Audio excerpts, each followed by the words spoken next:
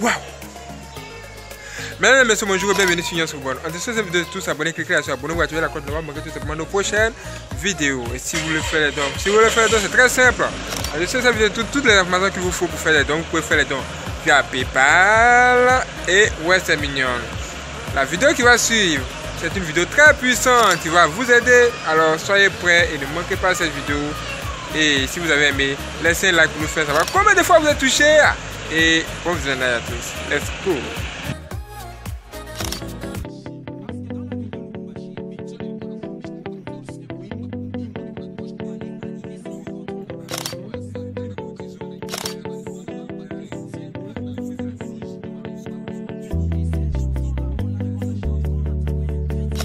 Salut frères et sœurs, bienvenue dans mon témoignage. Mon père était polygame, il avait beaucoup de femmes et beaucoup d'enfants. Ma mère était très jeune quand elle m'a donné naissance. J'étais le dernier des enfants de mon père, 3 mois après ma naissance. Ma mère m'amena au village. Aussitôt que nous sommes arrivés, mon grand-père qui était dans le coutume et tradition familiale, suggéra que je subisse de cérémonies et rituels traditionnels parce que j'étais la première enfant de ma mère. Ma maman accepta cette recommandation par ignorance. Mais c'était une erreur fondamentale qui allait affecter toute ma vie. Au fait, je subis 4 rituels et cérémonies traditionnelles. Dans le premier rituel, je fus emmenée dans la rivière du village, précisément où il y avait un tourbillon, et pourtant les gens dans ce village disaient qu'il y avait une sirène des eaux dans ce tourbillon. C'est ainsi que mon grand-père me lava dans cette eau du tourbillon. Ensuite il m'emmena dans un endroit où il me lava avec des abeilles. Il expliqua à maman que c'était nécessaire pour que je sois une femme forte et imposante. Finalement il souffla de la fumée du cigarette dans mes yeux. Dans la 3e cérémonie, les villageois m'avaient entouré et ils dansaient autour de moi. Grâce à ces rituels ma vie allait prendre une autre tournure. Bien-aimés, si vous avez été soumis à une cérémonie ou rituel de coutume traditionnelle, vous aurez besoin de la délivrance. En effet, ce fut quand je fus lavé dans le tourbillon de rivière dans mon village natal que la sirène des eaux entra dans ma vie. La sirène entra et s'installa dans mon corps alors que je n'avais que 3 mois. Une fois que j'ai atteint l'âge de la puberté, elle se mit à me manipuler dans un style de vie de fornication et libertinage, et donc cette sirène a dominé ma vie depuis l'âge de 3 mois jusqu'à ce que je rencontre Jésus dans l'âge de 21 ans. Alors que je grandissais, je manifestais la beauté de la sirène des eaux, ainsi donc les gens étaient étonnés par ma beauté, et la puissance de la séduction qui me caractérisait. Durant mon adolescence, je manifestais et affichais la nature et les attributs de la sirène des eaux qui habitait en moi. À vrai dire, quand j'étais adolescent, j'étais impossible et j'étais caractérisé par la rébellion, et je manifestais une colère extrême et intense. Il était difficile pour mes parents de me contrôler, car j'étais têtu. L'autre nature et attribut de la sirène qui se manifestait dans ma vie était la domination. Je dominais et m'imposais parmi mes amis et même à la maison comme dans le quartier. Quand je grandissais, je ne faisais exception de personne. J'étais prompte à la colère et aux disputes. J'étais abusif et insolent. Les gens ne représentaient rien pour moi. En fait, j'étais un vrai rebelle, et j'avais du mal à reconnaître le supérieur et l'autorité. Ainsi donc, la sirène m'influençait dans une vie de beuverie, de débauche et de fornication. J'étais dans un style de vie de sortie, en tout temps dans le boîte de nuit. Parfois je sortais et je couchais avec des hommes pour revenir trop tard, ou même le matin, car je n'avais de compte à rendre à personne. Personne ne pouvait me contrôler à la maison ou faire quelque chose là-dessus. C'est alors que quelque chose s'est passé. Un couple des missionnaires chrétiens ont aménagé dans le voisinage. Un jour dans la soirée, alors que j'étais habillée en mini-jupe, et j'étais sur le point d'aller à la discothèque, j'ai rencontré ce couple. Une fois que ce couple a vu la façon dont j'étais habillée, il était stupéfait et indigné. Ce jour-là, j'étais habillée comme toujours de façon provocante. En fin de compte, ce couple a essayé de me parler de Jésus-Christ.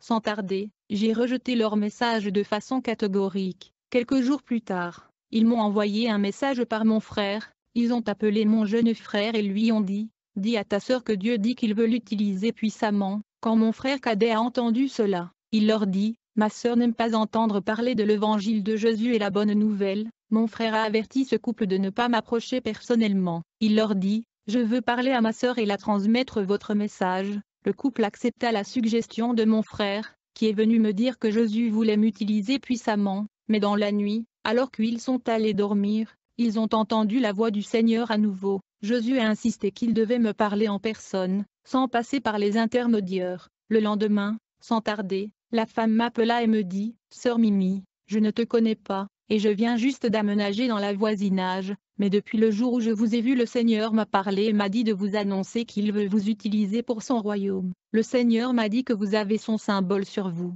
et il va vous utiliser de manière très puissante. J'ai dit à cette dame, je comprends parfaitement ce que vous essayez de me dire, mais cependant, je ne suis pas intéressée par la religion, et donc la prochaine fois que vous rêvez de moi, s'il vous plaît oubliez cela et ne me dérangez plus avec ces histoires des églises. La dame était surprise par ma réponse froide. Elle me demanda, pourquoi?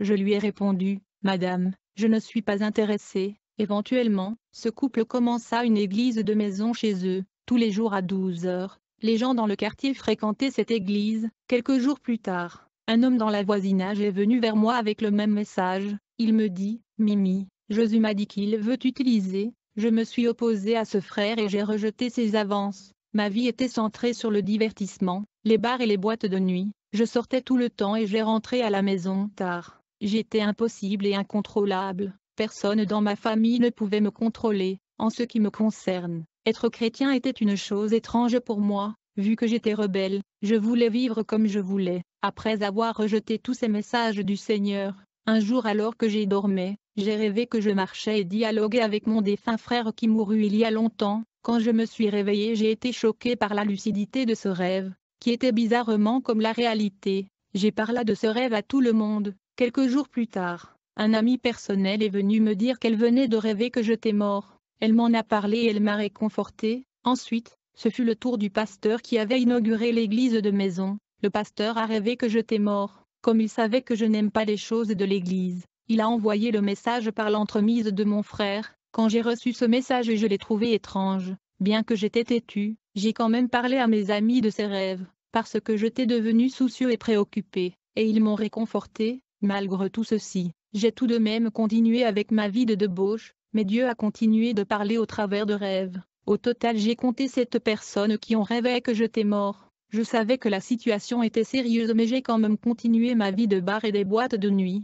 Ce fut quand ma petite sœur a rêvé que j'étais mort que la chose changea. Ce matin-là, quand elle m'a vu, elle a commencé à pleurer. Cette fois j'étais terrifiée. Je sentais que j'avais besoin d'aide, mais je ne pouvais pas parler au pasteur qui était mon voisin, puisque dans le passé je les avais assommés. C'est ainsi que ma sœur est allée le voir, et leur a expliqué que j'avais besoin de leur aide. Je me suis dit, étant donné que je suis en difficulté, je vais laisser ces pasteurs enlever l'esprit de mort qui menace ma vie. Ensuite je vais continuer ma vie comme d'habitude. Alors, quand je suis allée voir les hommes de Dieu, ces derniers m'ont recommandé de jeûner pendant 3 jours. Au début j'avais refusé, vu que je faisais face à la mort. J'ai fini par accepter. C'est ainsi que j'ai entamé 3 jours de jeûne et prière. Durant ces jours de jeûne et prière, je dormais dans l'église. Mais le 3e jour, pendant la prière, les hommes de Dieu ont pris autorité sur l'esprit de mort qui me suivait. Ils ont chassé la mort de ma vie. Quand la prière était terminée vers 4 heures, j'étais enfin soulagée. J'avais la paix. À vrai dire, j'avais l'assurance que je n'allais plus mourir. Comme il faisait nuit, je ne pouvais pas rentrer à la maison. J'ai décidé de me reposer pour attendre le matin et retourner à la maison, et continuer ma vie comme toujours. Alors que j'étais allongée en train de somnoler, je pouvais entendre des frères de l'église en train de dialoguer dehors. En effet, c'était quand j'étais en train de somnoler que j'ai entendu quelqu'un claquer les mains et dire « Mimi, je suis venu te prendre ». Immédiatement je me suis réveillée et je me suis levée. J'ai demandé qui est-ce. À vrai dire, il y avait de la peur en moi. Je me disais, les hommes de Dieu ont déjà prié pour moi, et ils ont chassé la mort. En conséquence, il n'y a aucune chance que je meure. Ceci doit être les frères qui cherchent à me faire peur. Plus tard je suis retournée dormir. Alors que j'ai tenté de dormir, j'ai entendu la seconde battement des mains. La voix me dit encore, Mimi, je suis venue pour te prendre. J'ai commencé à me demander, est-ce que c'est l'esprit de mort? Ou une blague? Je me suis dit, cette fois-ci je ne veux plus dormir. Je veux voir qui fait cela. Ainsi donc, j'ai essayé de monter la garde. Mais après quelque temps j'ai commencé à somnoler encore. Puis soudainement, un être de lumière éclatant et radieux est apparu devant moi. Quand j'ai ouvert mes yeux, je l'ai vu. Par peur, j'ai fermé mes yeux pour ne pas regarder. Alors que j'avais fermé les yeux par peur, l'homme de lumière me tenut par la main. Une fois qu'il me toucha, immédiatement je suis sortie de mon corps. J'ai rapidement constaté que j'étais devenue deux. J'étais debout avec cet ange de lumière et je regardais mon corps qui était allongé au sol. J'ai demandé à l'ange de lumière, comment est-ce que je suis devenue deux? Mais cet ange était moins communicatif. Alors que je me posais de questions et je contemplais mon corps qui était allongé au sol, l'être de lumière me dit, Mimi, nous devons partir. J'avais remarqué qu'on ne touchait pas le sol. Aussitôt que nous sommes sortis de la maison de prière où j'étais interné pour le jeûne et prière, j'ai vu des frères assis dehors et ils causaient. J'ai dit à l'ange du Seigneur, je ne peux pas partir avec vous comme ça, je dois quand même dire au revoir aux frères, ils vont me chercher, mais cet ange était silencieux. J'ai dit à l'ange du Seigneur, je suis venu ici pour la délivrance de l'esprit de mort, tout s'est bien passé, du coup vous êtes venu comme ça, et vous m'amenez je ne sais où. L'ange du Seigneur m'écoutait mais ne disait rien. Plus tard, nous avons commencé à monter à grande vitesse dans le ciel, on montait dans la direction verticale à grande vitesse, et il n'y avait pas de pesanteur. Après avoir traversé plusieurs ciels et le firmament, c'est alors que nous avons atteint un endroit où j'ai vu un carrefour. La route était divisée en deux, j'ai vu les anges de lumière qui gardaient la direction droite de la route, et j'ai vu des démons humanoïdes, vêtus en noir, qui gardaient la route qui allait à gauche, vers le séjour des morts qui est le lieu de tourment. Ces démons étaient étranges et ils tenaient des fouets dans leurs mains. Par ailleurs la route qui allait droit conduisait vers le lieu de repos qui est le paradis. Dans ce croisement, je voyais les morts qui y atterrissaient. En plus, j'ai vu des enfants avortés qui accusaient les femmes qui les ont avortés,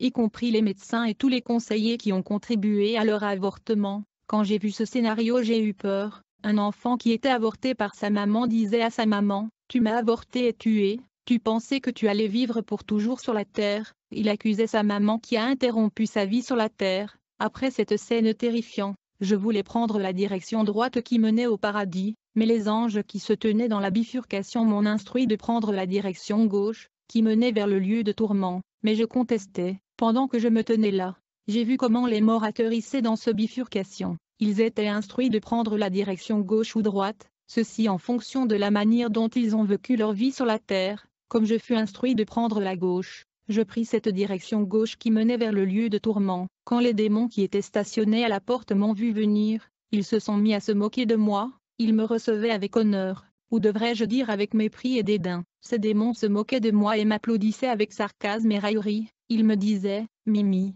félicitations, vous êtes le bienvenu, puis ils ont ouvert la portail de l'enfer pour moi. En conséquence une très mauvaise odeur est sortie de cet endroit. Quand je suis entré dans le séjour de mort, aussitôt j'ai vu une femme qui était dans le tourment. En fait, elle avait des cheveux artificiels sur la tête et ce cheveu était transformé en flamme de feu qui brûlait sa tête. Elle avait aussi des ongles artificiels qui se sont allongés et qui lui faisaient mal, et elle avait beaucoup de maquillage sur son visage. L'ange du Seigneur me dit, cette femme était remplie de l'orgueil, de la vanité, de l'arrogance dans le monde. Ceci est sa récompense. Puis l'ange me dit, Mimi, la vie que tu vivais sur la terre est exactement le type de vie de cette femme, tu mérites d'être ici. Puis nous avons avancé, c'est alors que j'ai vu un homme dont la proportion de la bouche était trop grande. L'ange a dit, pendant sa vie terrestre, il a utilisé sa bouche pour outrager et abuser les autres. Sa bouche était normale mais quand il est arrivé à la porte du séjour des morts, il y avait un changement physique. Puis j'ai vu un homme portant beaucoup de choses avec lui,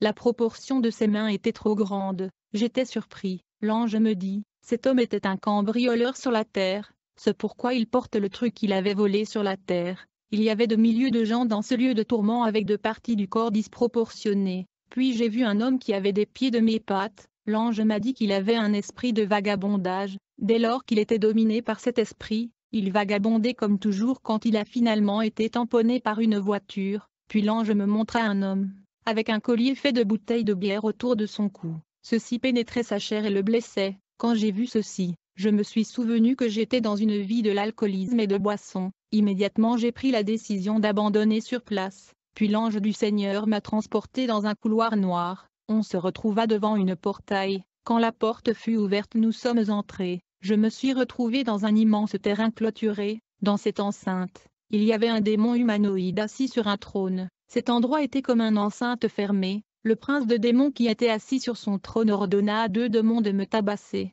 Je ne savais pas que l'ange du Seigneur n'était plus avec moi. C'est alors que les démons ont commencé à me battre. Alors que ces démons me tabassaient je pleurais. Alors que j'étais passé au tabac, un démon apporta quelque chose semblable à une serviette. Alors que je pleurais, je me suis rendu compte que mes larmes étaient trop noires. Et ce démon rassemblait mes larmes noires qui descendaient sur ce serviette. Ensuite il me dit, Mimi, voici tes péchés. Regarde comme ils sont noirs. Dans cette enceinte j'ai remarqué qu'il y avait beaucoup de tiroirs. pendant que je t'ai battu farouchement par ces esprits. Le prince de démons a ordonné à ses serviteurs d'ouvrir un tiroir. Quand ils ont ouvert un de ce tiroir, une odeur insupportable se propagea dans cet endroit. L'odeur était insupportable, et je ne pouvais pas le supporter. J'ai dit à ces démons, s'il vous plaît, fermez ce tiroir, je ne supporte pas cette odeur. Ils m'ont répondu, nous ne le fermerons pas, ce sont vos péchés, regarde comment vos péchés sont mauvais.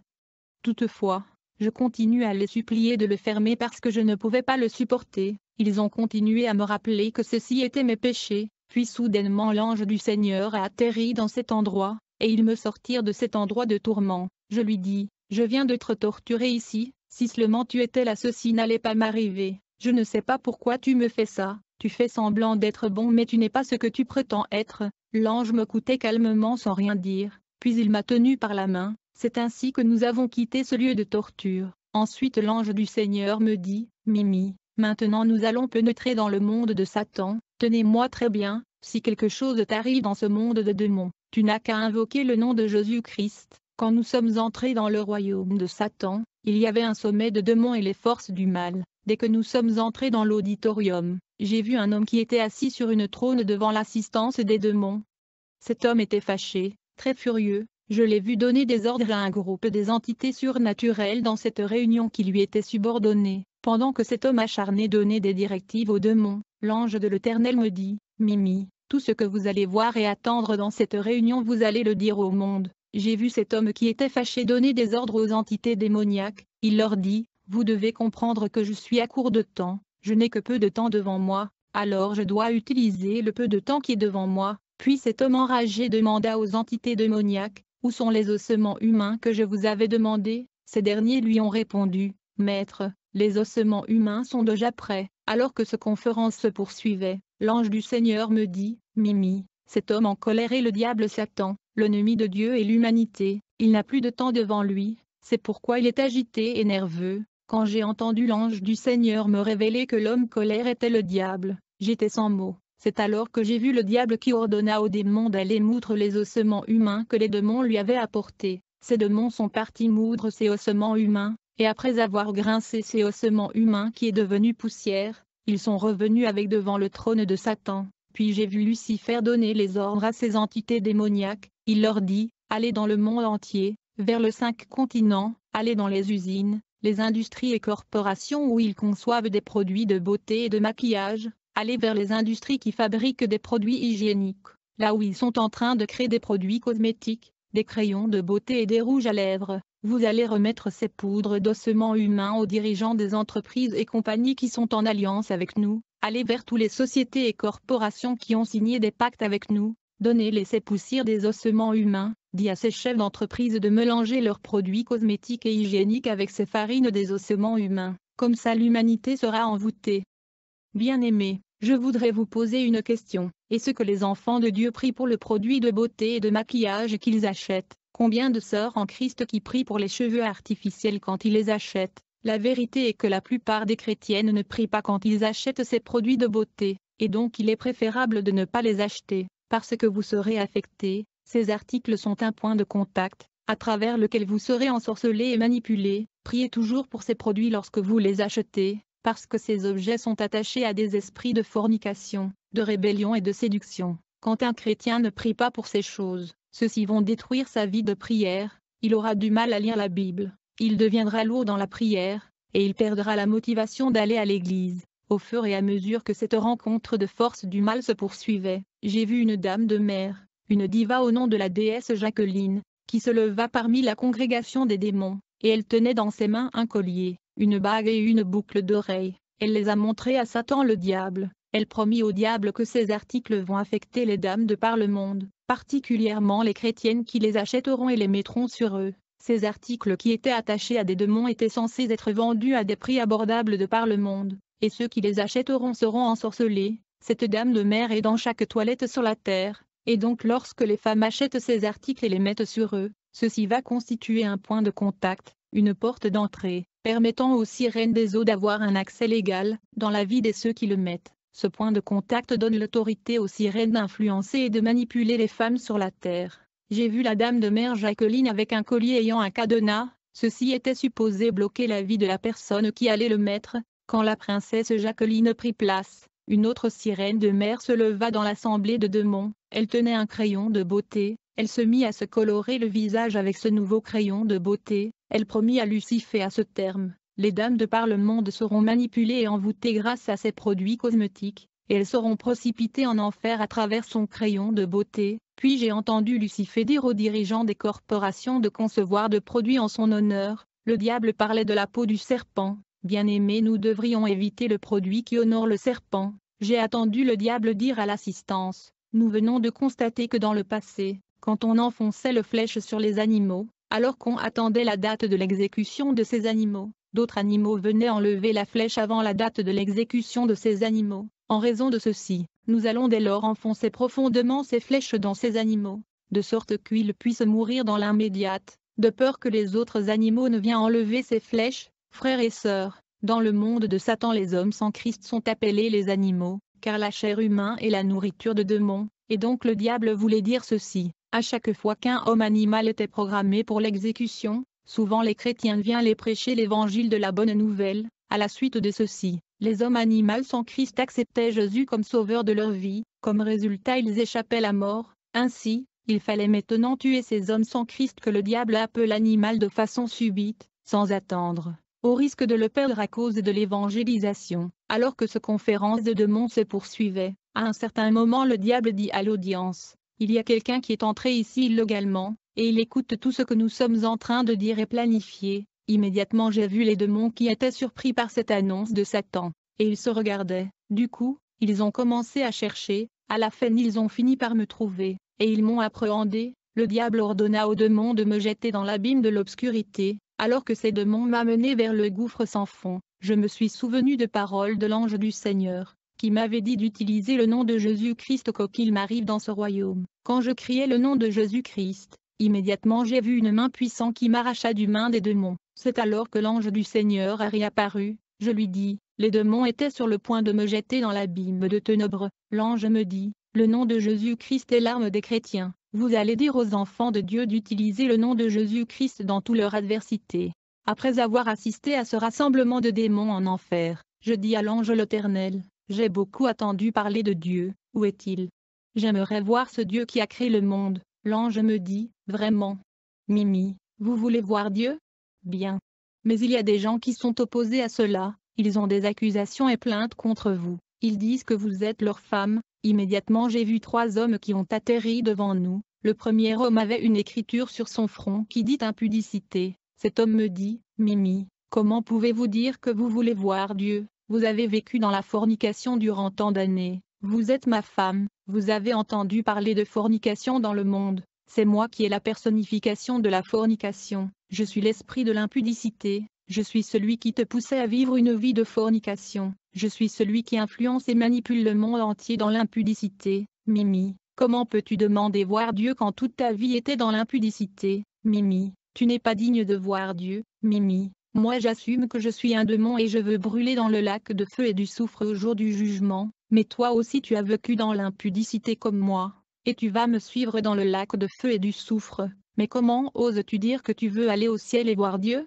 J'étais avec toi dans le bar et le boîte de nuit, je te poussais à dormir avec les hommes. Partout où tu allais nous étions ensemble. Mimi, tu vas me suivre dans le lac de feu dans le dernier jour. Après ces accusations et plaintes du démon de l'impudicité, un autre homme se pointa devant nous. Sur son front était écrit l'orgueil. Quand il vint, il a commencé à réclamer mon âme, et il protesta contre l'idée que je devrais voir Dieu. Il me dit: Mimi, je suis le démon de l'orgueil, c'est moi qui t'avais rendu orgueilleux. Mimi, ton orgueil est connu de tous dans le quartier, c'est ainsi que tu te considères tout le monde. Je suis celui qui pousse l'humanité dans l'orgueil et la vanité. Je serai jeté dans le tank de feu et du soufre au jour du jugement dernier, et je veux brûler éternellement dans le feu. Mimi, tu dois savoir que nous allons brûler ensemble dans le tank de feu et du soufre, car tu es orgueilleux comme moi. Nous avons le même sort. Après ces accusations et plaintes de ce démon, un troisième homme vint devant nous. Sur son front était écrit l'amour de l'argent. Bien-aimé, j'ai dit à l'ange du Seigneur que je connaissais pas cet homme,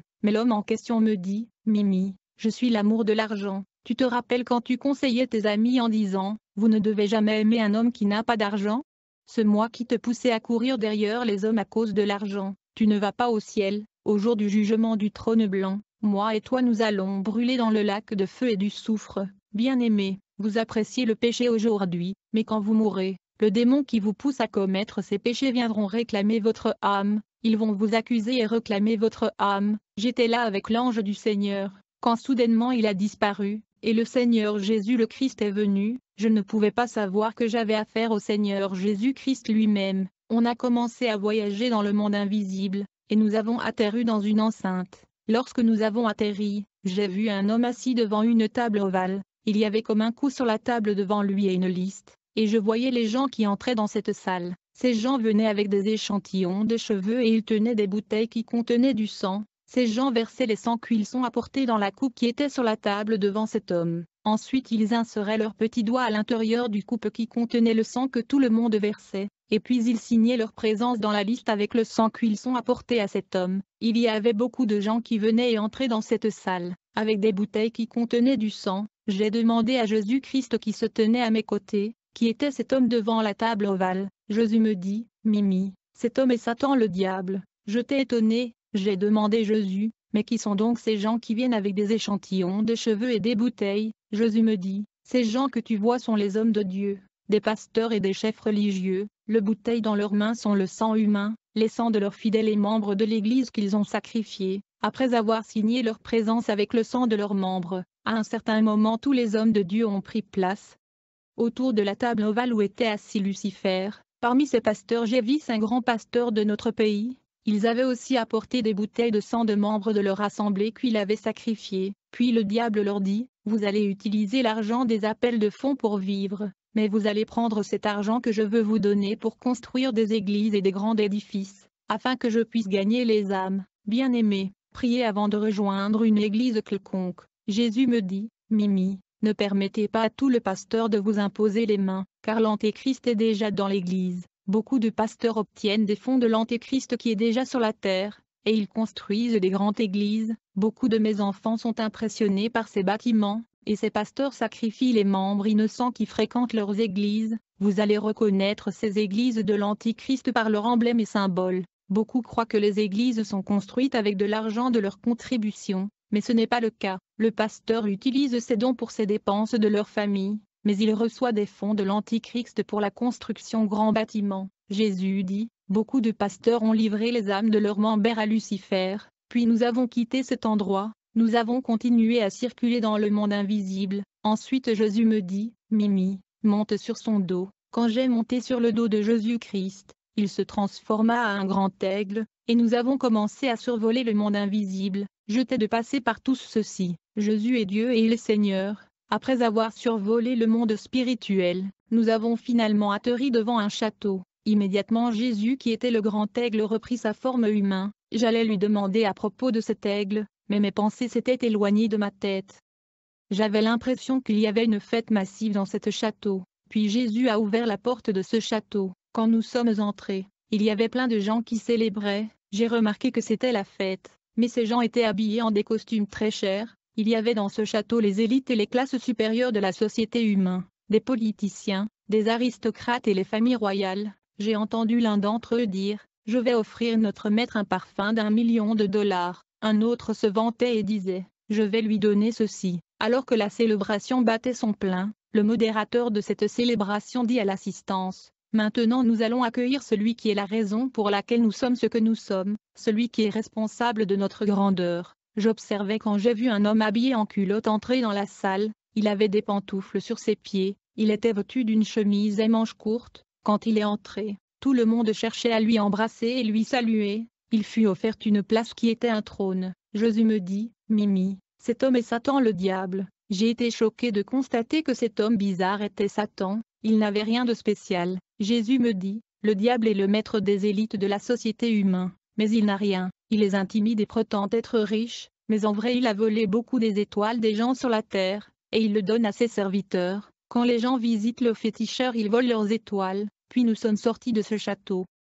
Nous avons voyagé et nous sommes arrivés dans un endroit où il y avait un serpent énorme. Je ne pouvais voir que la queue de ce serpent énorme. C'était la terreur, la façon dont la queue du serpent bougeait. Vous n'allez pas oser s'approcher pas de cet serpent. La queue celle faisait des ravages. J'ai dit à Jésus, moi je ne vais pas m'approcher de ce serpent, tu vas seul, mais tu n'as aucune chance contre cet animal, tu ne vas survivre. Jésus me dit, Mimi, viens, il n'a pas de tête. J'ai écrasé la tête du serpent, le diable, sur la croix. J'ai demandé à Jésus, est-ce que Satan est un serpent?